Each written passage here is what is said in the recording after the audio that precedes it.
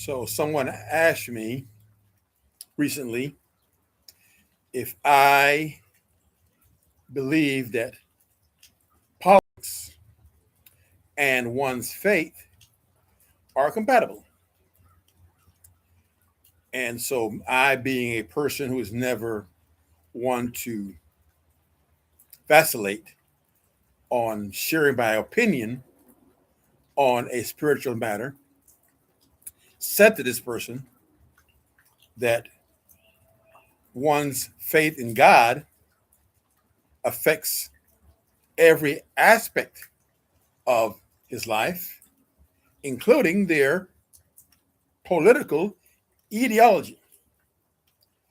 If you're a true believer in God through his son Jesus Christ, your faith will guide and, yes, in some cases, dictate the things that you support and the person that you vote for. For example, I don't believe that a true Christian could ever support a person who runs for office on a satanic ticket, or a person who comes out publicly stating that she is a practicing witch. Those things would immediately disqualify them from receiving my support or the support of anyone else who claims to be a Bible believing Christian or born again Christian. But it is remarkable also to understand that God's wisdom is superior to the world's wisdom. So in the previous video, I talked about how the foolishness of God brought about the preaching of the cross in the minds of the world, that ancient Greek dominated culture. The preaching of Christ crucified was foolishness to those whose minds are alienated and whose hearts are darkened away from God.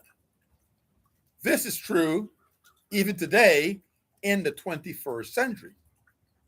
However, Christ crucified and risen from the dead is God's plan of salvation for all people, whether, as the Bible says, Jew or Greek, Jew or Gentile, doesn't matter. The cross is the way that God chose to bring people to salvation. Also, it says in 1 Corinthians chapter 1 and verse number 24,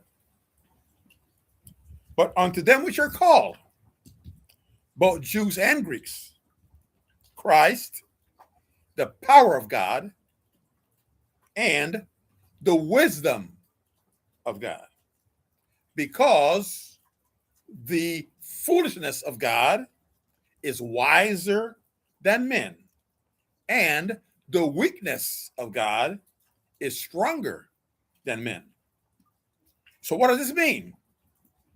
It means that the gospel, which the world of philosophy considers foolishness, is wiser than the philosophies of the world.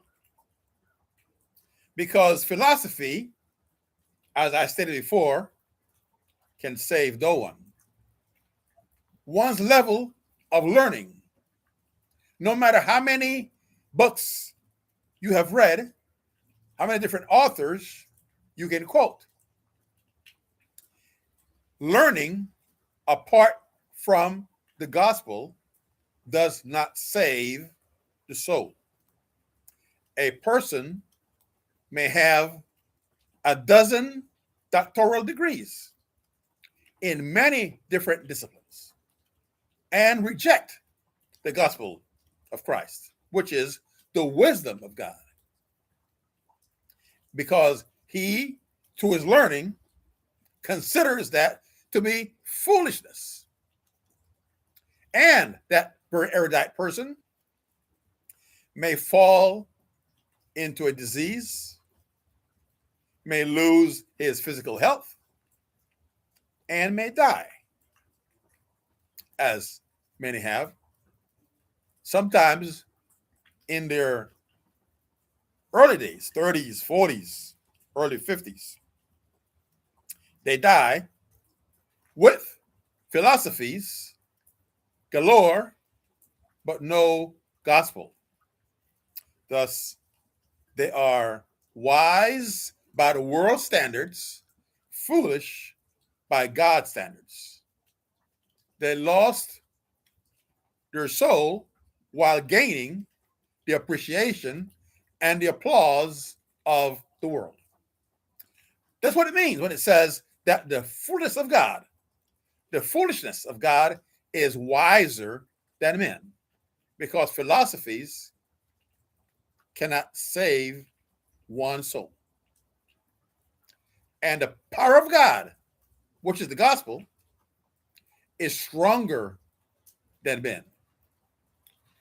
All the technology that is now being developed, and we're using some right here in this video, but this technology, this know-how to employ the physical things which God created, the electrons, the photons, the circuitry, the metals, all these things are important. They serve a purpose. But the accumulation of this technology is incapable of saving one soul.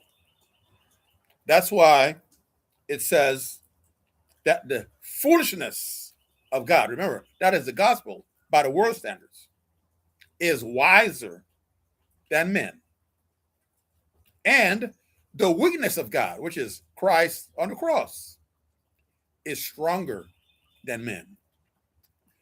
So yes, what you believe will definitely influence the way how you behave.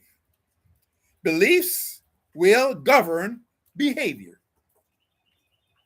You can pretend that you believe something, but your behavior over time will disclose if that belief is genuine or fraudulent. Until we meet again on the Lighthouse Bible Ministries, G. Antonio Smart, wishing you a very blessed day as I depart in this very dreary, rainy afternoon here in upper West Central Florida. May God bless you and keep you strong, serving, and seeking